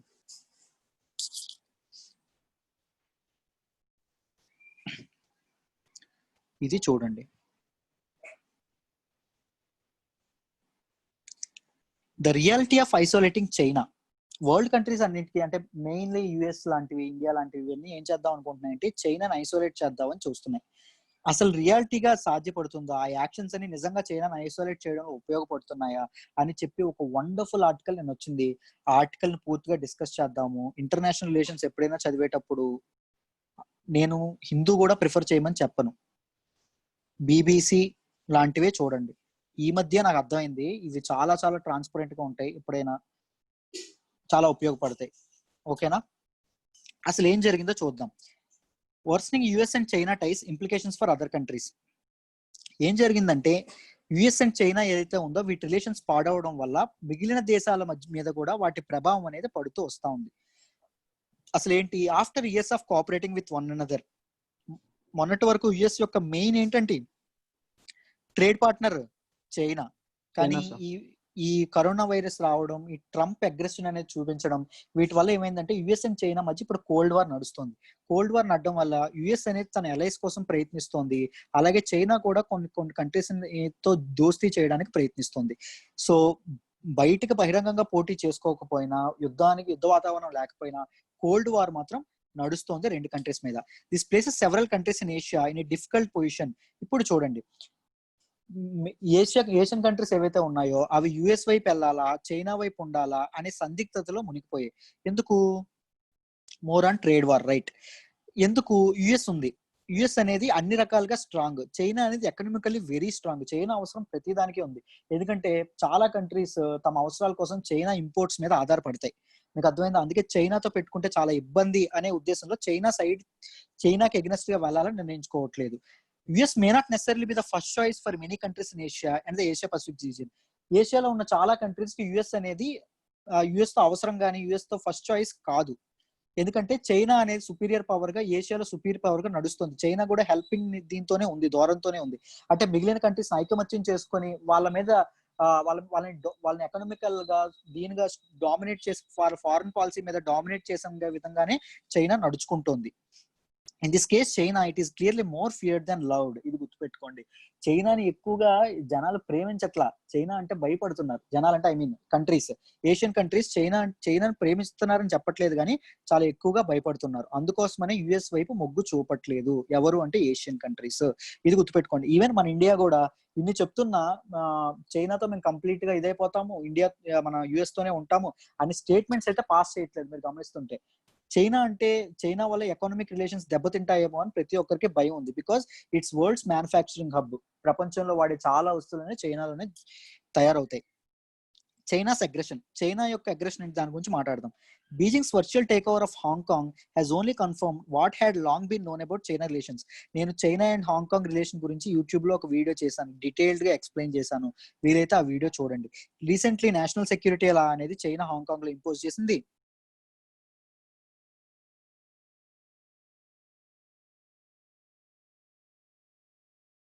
Is it China's right on Hong Kong? అది మొత్తం తెలుసా అండి హిస్టరీ ఏం జరిగింది ఏంటి అని? ఒకసారి నేను దీని మీద చైనా అండ్ హాంకాంగ్ రిలేషన్స్ మీద నేను ఒక వీడియో చేశానండి, అది కంప్లీట్ గా చూడండి. చైనాకి హాంకాంగ్ మీద కొన్ని విషయాల మీద ఎగ్జాక్ట్లీ హాంకాంగ్ మీద చైనా అనేది కొన్ని విషయాల మీదే కొన్ని నేషనల్ సెక్యూరిటీ కానీ ఎకానమీకి సంబంధించింది కానీ వీటన్నిటి మీద కొన్ని విషయాల మీదే ఆధిపత్యం ఉంది. హాంకాంగ్ పూర్తిగా చైనా వశం కాదు. Hong Kong is an independent country. Independent ఇది one country two systems exactly. Okay, నేను దాని మీద కంప్లీట్ గా వీడియో చేశాను. హాంకాంగ్ ఒక సెపరేట్ కాన్స్టిట్యూషన్ ఉంది, అన్ని ఉన్నాయి. ఒకసారి మీరు ఆ వీడియో చూస్తే మీకు డీటెయిల్డ్ ఇది వస్తుంది. హాంకాంగ్ పీపుల్ యొక్క ఇంట్రెస్ట్ ని, హాంకాంగ్ పీపుల్ యొక్క రైట్ టు ప్రొటెస్ట్ అనే వాటిని ఎగనెస్ట్ గా వాటన్నింటిని ఎదుర్కొనే విధంగా చైనా అనేది ఏం చేసింది, నేషనల్ సెక్యూరిటీ లాని ఇంపోజ్ చేసింది. నేషనల్ సెక్యూరిటీ లాని ఇంపోజ్ చేసి వాటి మీద చాలా రెస్ట్రిక్షన్స్ హాంకాంగ్ పీపుల్ మీద చాలా ఇదైతే చేసింది. అది తప్పు అని చెప్పి అది దానివల్ల ఏం చేయాలనుకుంటుంది బీజింగ్ అనేది, తన తాలూకు ఇంపాక్ట్ అనేది హాంకాంగ్ మీద, తన తాలూకు ప్రభావం అనేది, తన తాలూకు డామినెన్స్ అనేది హాంకాంగ్ మీద చూపించాలనే ప్రయత్నం అనేది చేస్తుంది. అది చైనాస్ ఇంటెన్షన్స్ అని చెప్తున్నారు. In March to April this year China further stepped up to aggressive actions. ఇది చూడండి. సౌత్ చైనా సీ డిస్ప్యూట్ తెలుసా మీకు? అక్కడ చిన్న ఐలాండ్స్ ఉంటాయి. ఆ ఐలాండ్స్ కి క్లైమ్ ఎవరెవరు అంటున్నారంటే టైవాన్, జపాన్, వియత్నాం, ఇండోనేషియా వీటన్నిటిని ఐలాండ్స్ మీద మాది సావరెంటీ అని చెప్తున్నారు. దాని సార్వభౌమత్వం మాది అని చెప్తున్నారు. కానీ చైనా ఏం చేసిందంటే యూనిలాటరల్ గా ఆ ఐలాండ్స్ యొక్క నేమ్స్ అనేవి మార్చేసింది. ఓకేనా, this is a group of 130 islands అండి. దీనిలో 80 ఐలాండ్స్ యొక్క నేమ్స్ అనేది చైనా మార్చేసింది. ఆ డెసిషన్ కూడా చైనా యొక్క అగ్రెషన్ కి ఒక ప్రతిరూపం. చైనా యొక్క యూనిలాటరల్ డెసిషన్స్ కి, చైనా యొక్క మొండితనానికి ఒక ఎగ్జాంపుల్ అని చెప్పి చెప్తున్నారు. దాంతోపాటు చూడండి, తైవాన్, జపాన్, వియత్నాం, ఇండోనేషియా ఇవన్నీ ఏం చెప్తున్నాయంటే తమ విసినిటీలో, తమ వాటర్స్ లో ఈ చైనా యొక్క బోట్స్ గానీ, చైనా యొక్క ఫ్లీట్స్ గానీ కనిపించడం అనేది ఇబ్బంది కలిగిస్తోంది. అది అలా చైనా చేస్తోంది కరెక్ట్ కాదు అనే మాట అయితే ఇది చేస్తుంది. ఈ మధ్య ఒక కంట్రీ యొక్క వాటర్స్ లోకి చైనా బోట్స్ అనేవి వచ్చినాయి, న్యూస్ లోకి వచ్చింది. ఏంటి ఆ country? Russia and Japan sir. Vietnam కూడా ఉంది సార్. యుకేడార్ తెలుసా దీని గురించి? ఈ మధ్య జస్ట్ 2 days బ్యాక్ న్యూస్ లోకి వచ్చింది. Yes sir. దానికి ఇప్పుడే కాదు, ప్రతి ఇయర్ వస్తుంది చైనా బోట్స్ అనే ఫ్లీట్ అనే వస్తున్నాయని చెప్పి యుకేడార్ చెప్పింది. మీకు న్యూస్ మీరు ఇంటర్నేషనల్ న్యూస్ పర్ఫెక్ట్ గా ఫాలో అవ్వాలి. అయితే చూడండి నెక్స్ట్,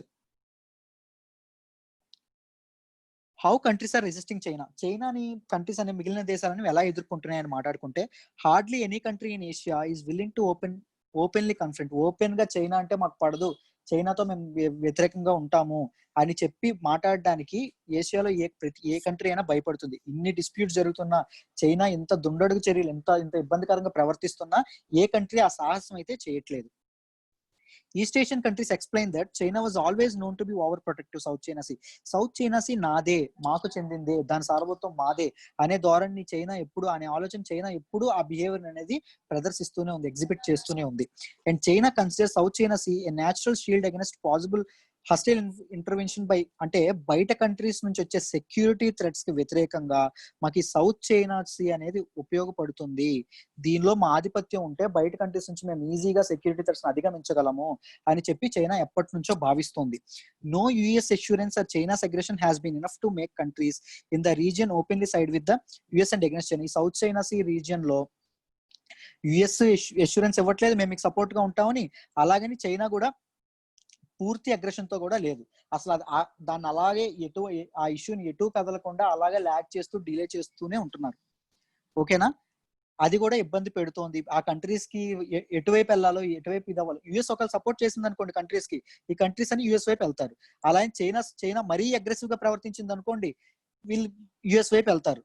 సో ఇవేవి చేయకుండా ఈ కంట్రీస్ ఎటువైపు వెళ్ళాలో తేల్చుకోకుండా ఉండాల్సిన పరిస్థితి అనేది ఇప్పుడు ఆ కంట్రీస్ కు ఉంది అని చెప్పి చెప్తున్నారు. China's economic grip and lessons for India.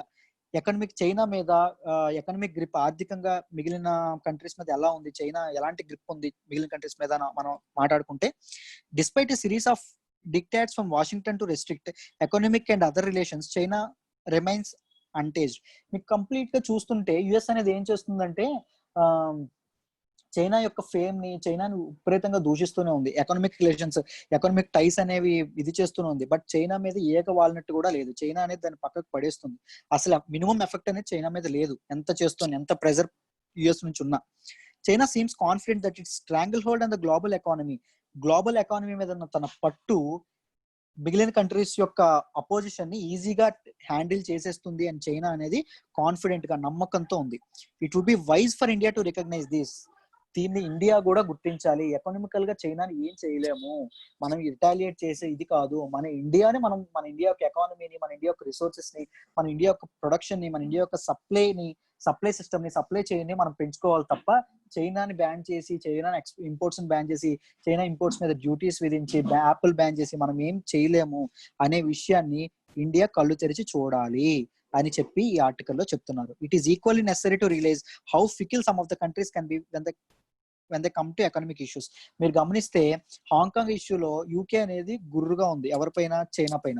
దాంతో పాటు ఆస్ట్రేలియా కూడా హాంకాంగ్ ఇష్యూ మీద చైనా మీద ఎగ్నెస్ట్ గానే మాట్లాడింది. బట్ ఆర్థిక ఎకానమీ రిలేషన్స్ వచ్చేటప్పుడు మాత్రం చైనాకి ప్రతి కంట్రీ అనేది భయపడుతుంది. ప్రతి కంట్రీ తన డెసిషన్ అనేవి మార్చుకుంటున్నాయి, ఈజీగా ప్లేట్ తిప్పేస్తున్నాయి.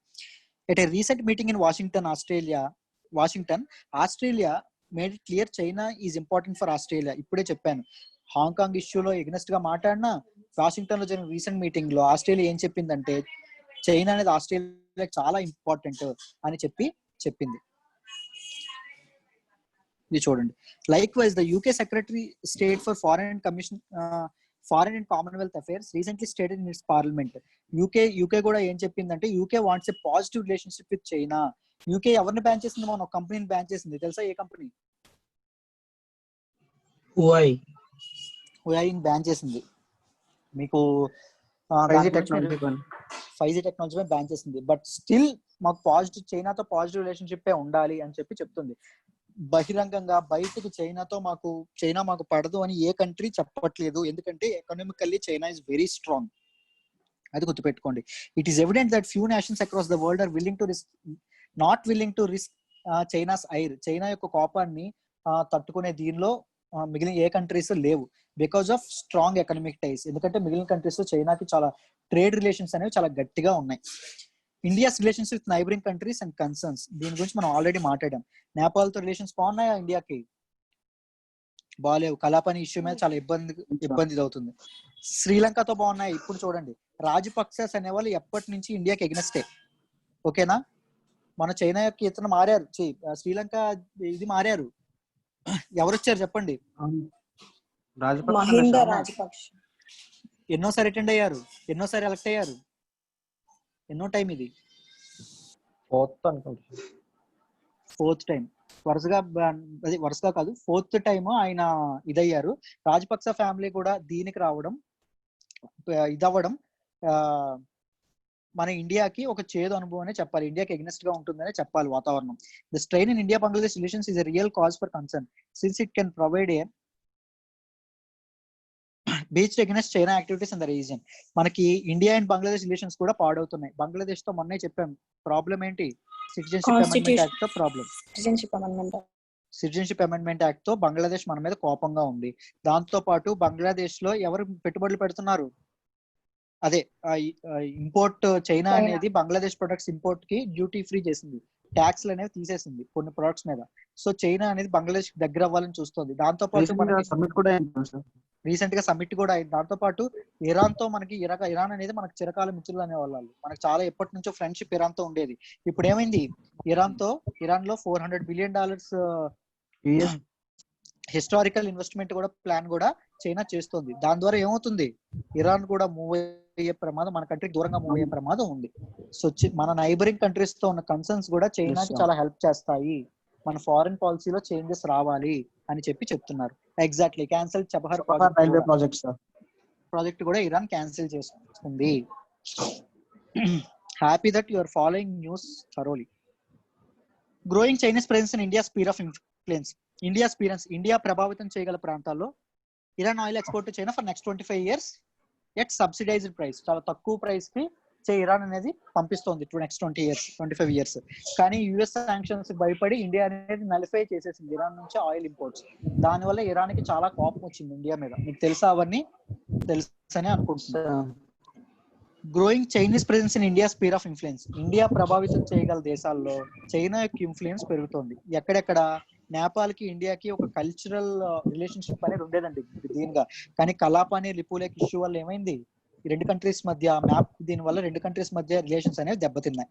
దాంతో పాటు చైనా అనేది నేపాల్ తో trans Himalayan multi dimensional connectivity network అనే ఒక ప్రాజెక్ట్ స్టార్ట్ చేస్తోంది.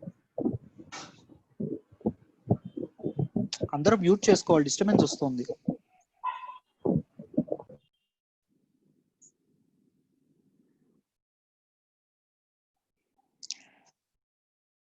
Mahesh, stick to the point. మనం ఇది these are all prelims level. ఇవన్నీ మీరు యాప్స్ లో చూసి అవన్నీ ఆ ఫ్యాక్ట్స్ ఎప్పుడు మరి ఇదే వద్దు, ఎనాలిసిస్ పాయింటే గుర్తుపెట్టుకోండి. యూపీఎస్సీ లో అది important. Stick to the point. ఆర్టికల్లో జరిగిన ఇన్ఫర్మేషన్ గురించే మాట్లాడదాం మనం, right? In this meeting China proposed economic corridor plan with Nepal తో ఇదేనేది కూడా చేసింది. దాంతో పాటు నేపాల్, ఆఫ్ఘనిస్తాన్, పాకిస్తాన్ కూడా దగ్గర అయ్యే ప్రయత్నం అయితే చేస్తోంది. China has also made headway in Iran to an extent again India's expense. China అనేది ఏం చేస్తుంది, ఇరాన్ తో కూడా క్లోజ్ రిలేషన్స్ అనేది చేస్తుంది. దానివల్ల ఎవరికి ఇబ్బంది, ఇండియాకి ఇబ్బంది అని చెప్పి ఈ ఆర్టికల్లో చెప్తున్నారు. What is the conclusion? Geo balancing is not happening to China's disadvantage. ఎన్ని దేశాలు ఎంత కుమ్మకే ఏం చేసినా చైనాకి అనేది ఏ మాత్రం ఎఫెక్ట్ లేదు, ఏ ఇబ్బంది అనేది లేదు. This lesson must be well understood when India plan future strategy. భవిష్యత్తులో మనం చేసే స్ట్రాటజీస్ ని, ప్లాన్స్ ని మనం స్ట్రాటజీస్ ప్లాన్ చేసేటప్పుడు ఈ విషయాన్ని మనం గుర్తుపెట్టుకోవాలి అని ఈ ఆర్టికల్లో చెప్తున్నారు. క్లియరా? అర్థమైందా అందరికి? చెప్పండి అమ్మా. సార్ యాక్చువల్ గా ఇప్పుడు మనకున్న యుఎస్ రిలేషన్స్ వల్ల మనము ఇట్లా ఇరాన్ కానీ ఇవన్నీ మనం దూరం పెట్టేస్తున్నాం కదా సార్. నెక్స్ట్ వచ్చే ప్రెసిడెంట్స్ కొంచెం సపోర్ట్ చేయకపోతే, అంటే చైనాకి మొగ్గు చూపిస్తే మళ్ళీ లైక్ ప్రీవియస్ గవర్నమెంట్స్ లాగా మనం చాలా డ్యామేజ్ అయిపోతాం కదా సార్ ఇలాంటి స్ట్రాటజీస్ తీసుకున్నప్పుడు. అఫ్ కోర్స్ అది కూడా ఇండియా గుర్తుపెట్టుకోవాలి. దాంతో పాటు you know I don't know I should talk like this or not ఈ క్లాస్ లో, బట్ ట్రంప్ కూడా మీరు చూసారా, ఇండియా ఫ్రెండ్ అనే చెప్తాడు. ఇండియా ఎక్కువ మనం H1B వీసాస్ మీద డిపెండ్ అవుతాం. కానీ దాని మీద డెసిషన్స్ ఎలాంటివి తీసుకున్నాడు, బ్యాన్ చేసి. మనం ఎప్పుడు పొలిటీషియన్స్ మీద ఎవరైనా నమ్మకూడదు, వాళ్ళ అవసరాలకు తగినట్టుగా మారిపోతా ఉంటారు. ఇండియా అనేది ఓవర్ డిపెండెంట్ ఏ కంట్రీ పైన ఉండకూడదు. అన్ని కంట్రీస్ అది కూడా క్యాన్సిల్ చేశారు కదండి సార్. యాక్చువల్ గా ప్రిఫరెన్స్ లిస్ట్ లో ఉండదు కదండి సార్, లైక్ సబ్సిడైజ్ ప్రైసెస్ లో.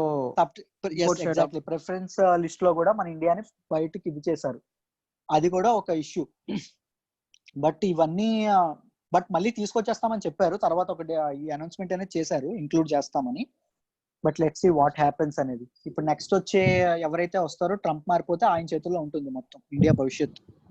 బిడెన్ సార్ చాలా చైనాకి చాలా అంటే మంచి రిలేషన్స్ మాట్లాడుతున్నాడు సార్ తను ఇప్పుడు.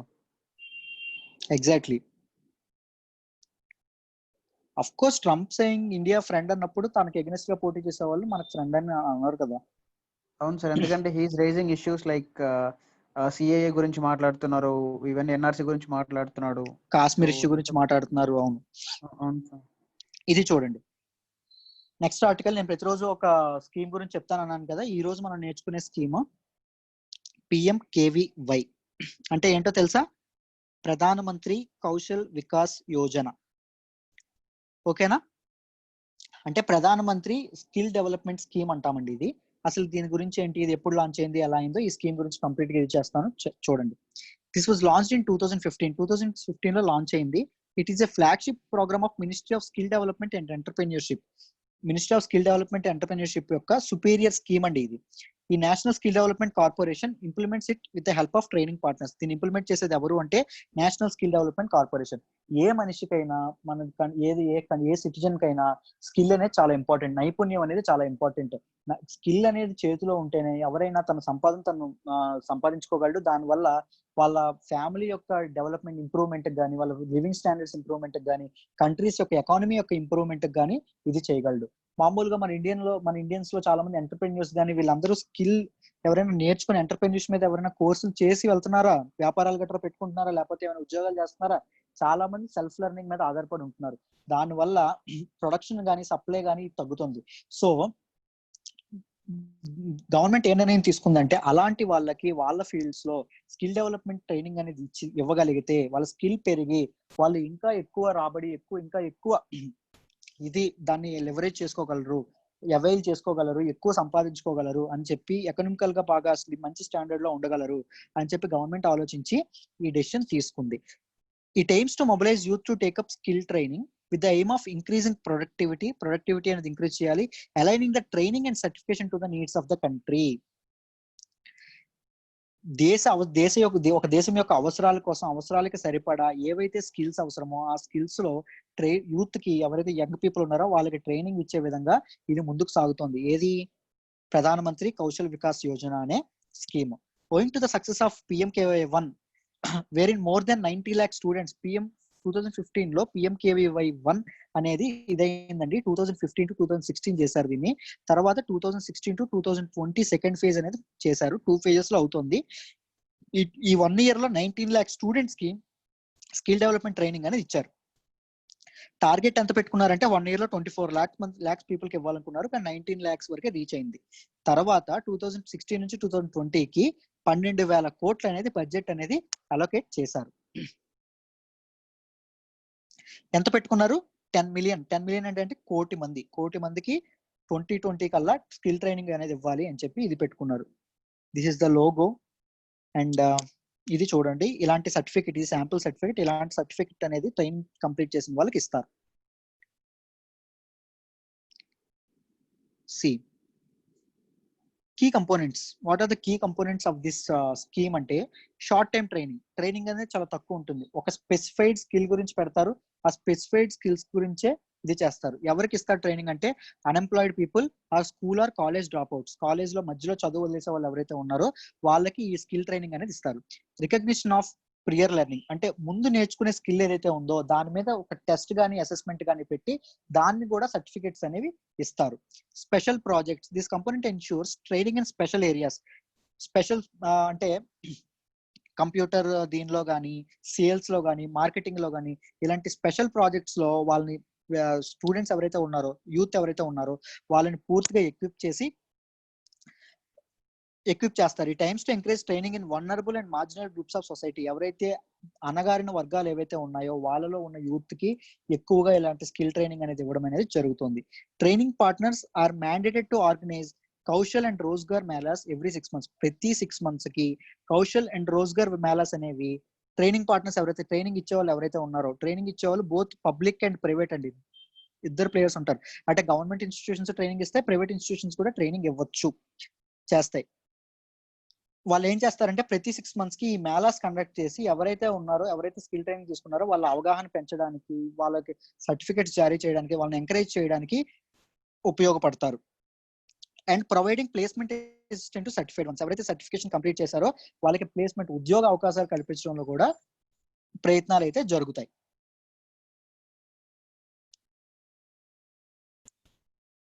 అనాలిసిస్ గురించి మాట్లాడదాం. ఎలా జరిగింది, ఎలా ఇంప్లిమెంట్ అయిందని. Out of 4.06 million candidates that got enrolled between relaunch 2016 to 2020 మధ్యలో ఇంతమంది 4.6 మిలియన్ పీపుల్ అనే వాళ్ళు ఇదయ్యారు. దానిలో 3.73 మిలియన్ పీపుల్ అనే వాళ్ళే ఇదయ్యారు. వాళ్ళ కాలేజీలతో పాటు ఇందులో కూడా డ్రాప్ అవుట్స్ అనే వాళ్ళు ఎక్కువగానే ఉన్నారు, లేకపోతే సర్టిఫికేషన్స్ అనేవి కంప్లీట్ చేయలేకపోతున్నారు. సో ఇంకా ఈ ప్రైవేట్ అండ్ పబ్లిక్ ప్లేయర్స్ ఎవరైతే ఉన్నారో ట్రైనింగ్ ఇచ్చే వాళ్ళు ఇంకా ఎక్కువ దృష్టి పెట్టాల్సిన అవసరం కూడా చాలా ఉంది.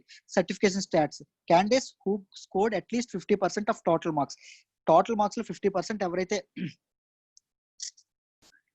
ఎవరైతే టోటల్ మార్క్స్ లో 100కి 50 మినిమం 50 తెచ్చుకుంటారో వాళ్ళకి సర్టిఫికేషన్ అనేది ఇవ్వడం జరుగుతుంది. Nearly 30% of those who enrolled between the above mention period have not been certified yet. మొత్తం ఎన్రోల్ చేసిన వ్యక్తుల్లో 30% పీపుల్ ఇంకా సర్టిఫికేషన్ అనేది వాళ్ళకి రాలేదు అని చెప్తున్నారు. This shows that even skill training is not enough for such people.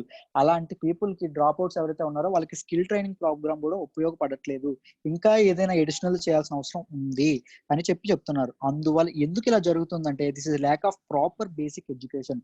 ముందు బేసిక్ ఒక పునాదులు, లోతులు, అవి బేసిక్స్ ఏవైతే ఉన్నాయో అవి స్ట్రాంగ్ గా ఉండాలి, దానికోసం కృషి చేయాలి అని చెప్పి ఈ ఆర్టికల్లో చెప్తున్నారు. ప్లేస్మెంట్ స్టాట్స్ ఏవైతే ఉన్నాయో దాని గురించి మాట్లాడదాం. చూడండి, tracking of placements is mandatory for PMKVY. Placements ఎలా జరుగుతున్నాయి, ఎంతవరకు జరుగుతున్నాయి అని చెప్పి ట్రాకింగ్ అనేది మ్యాండేటరీగా ఉండాలి గవర్నమెంట్ రెగ్యులేషన్స్ ప్రకారం. టిల్ 26 October 2018 కల్లా 1.94 lakh candidates got certificate and out of them, ఇక్కడ చూడండి 194,000 మంది సర్టిఫికేట్స్ తెచ్చుకుంటే ఓన్లీ 55% మెంబర్స్ కే ప్లేస్మెంట్స్ ఉద్యోగాలను వచ్చాయి, మిగిలిన అందరికీ ఉద్యోగాలు రాలేదు. సో ఎవరైతే PMKVY ఎవరైతే ట్రైనింగ్ ఇన్స్టిట్యూట్స్ ఉన్నాయో వాళ్ళు దీని మీద ఎక్కువ చూసుకొని ప్లేస్మెంట్ అవకాశాలు కూడా కల్పించాల్సిన అవసరం ఉంది. This shows the low employability level under PMKVY. అంటే ఆ స్కిల్ ట్రైనింగ్ అనేది, స్కిల్స్ ప్రొవైడ్ చేసిన స్కిల్స్ అనేవి కూడా, ఆ ట్రైనింగ్ కూడా ఇంకా సరిగ్గా ఉపయోగపడట్లేదు వాళ్ళకి. అసలు ఈ స్కిల్స్ అనేవి ఎందుకు ఇది చేశారు, స్కూల్లో కానీ కాలేజీలో కానీ చెప్పేవి ఇండస్ట్రీలో ఉపయోగపడట్లేదు. ఇండస్ట్రీకి సరిపడా స్కిల్స్ అనేవి పిల్లల్లో ఇంకార్పొరేట్ చేయాలి, సో దట్ వాళ్ళకి ఎంప్లాయబిలిటీ అనేది ఇవ్వాలి, వాళ్ళు ఖాళీగా ఉండకుండా చూడాలంటే అలా చేశారు.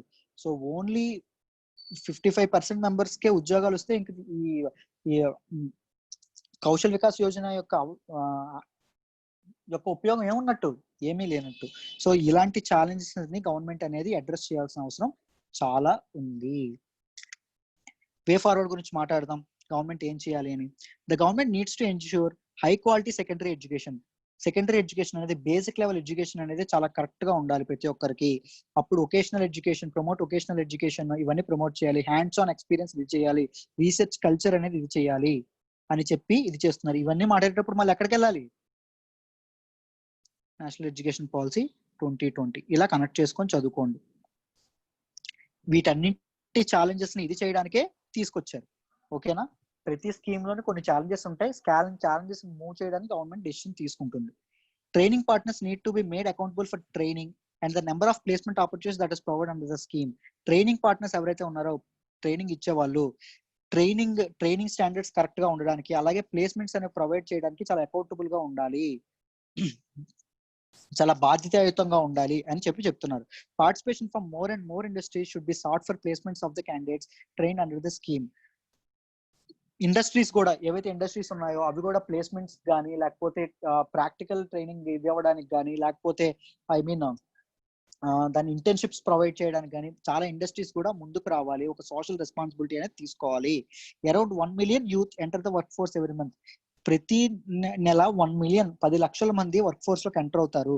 It is necessary to increase the number of people. So PMKVY ద్వారా ఏదైతే ట్రైనింగ్ తీసుకునే వాళ్ళు ఉంటారో వాళ్ళ తాలూకా ట్రైనింగ్ తీసుకునే పిల్లల యొక్క స్టూడెంట్స్ యొక్క నెంబర్ కూడా గవర్నమెంట్ పెంచాలి అని చెప్పి ఈ ఆర్టికల్లో చెప్తున్నారు. అర్థమైందా అండి? ప్రధాన మంత్రి కౌశల్ వికాస్ యోజన గురించి కంప్లీట్ గా అర్థమైందా?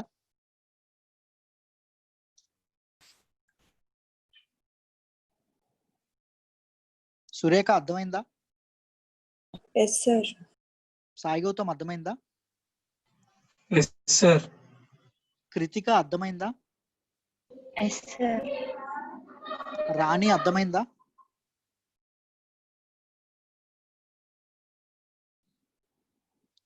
వంశీకృష్ణ అర్థమైందా? సార్ ఇది ఓన్లీ స్టూడెంట్స్ కి ఉమెన్ ఎంపవర్మెంట్ కూడా ఉంటుంది కదా సార్ ఇది? ఉమెన్ కూడా students mean there is no gender inequality అండి ఇక్కడ. యూత్ అంటే బోత్ మెన్ అండ్ ఉమెన్ వస్తారు. అంటే ఇక్కడ మా దగ్గర every year 100 members house holds కి ఇలా స్టిచ్చింగ్ నేర్పించి వాళ్ళకి ముద్రా లోన్స్ కూడా ఇవ్వడం జరుగుతుంది సార్ ఆ సర్టిఫికేట్ మీద. So exactly both women and men ప్రతి ఒక్కరికి ఇది ఉపయోగపడుతుంది. ప్రతి ఒక్కరికి స్కిల్ ట్రైనింగ్ అని ఇస్తారు. ఈ స్టిచ్చింగ్ ఇవన్నీ మోర్ ఉమెన్ సెంట్రిక్ స్కిల్స్ కాబట్టి వాళ్ళకి ఆ ట్రైనింగ్ ఇస్తారు. ఎలక్ట్రీషియన్ వర్క్స్ కానీ ఈ వీటిల్లో స్కిల్ ఏవైతే ఉంటాయో అండర్ స్కిల్ ఇండియా ప్రోగ్రామ్ లో మెన్ కి ఆ టైప్ ఆఫ్ స్కిల్ ట్రైనింగ్ అనేది ఇస్తారు. Okay sir. ఫైన్. భవానీ అర్థమైందమ్మా? Yes sir. సాయి గౌతమ్ అర్థమైందా?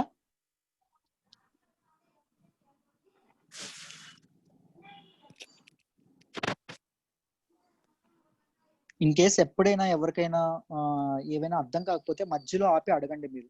సార్ ఇది ప్రాబ్లం, లేకపోతే ఒక మెసేజ్ చేయండి, వెంటనే చూస్తాను, చూసి చెప్తాను రిపీట్ అని. ఓకేనా? మొహమాటం అయితే అస్సలు పడమాకండి. ఐ హోప్ సెషన్ అందరికి ఆర్టికల్స్ అందరికి అర్థమయ్యాయి అనుకుంటున్నాను. కొద్దిగా చిన్న హెల్త్ ఇష్యూతో బాధపడుతున్నాను. మీకు నెక్స్ట్ నుంచి ఇంకా ఎక్కువ ఆర్టికల్స్ 7 or 8 ఆర్టికల్స్ కవర్ చేయడానికి ప్రయత్నిస్తాను నెక్స్ట్ వీక్ నుంచి. ఓకేనా? Let's call it a day then. Thank you so much. Bye.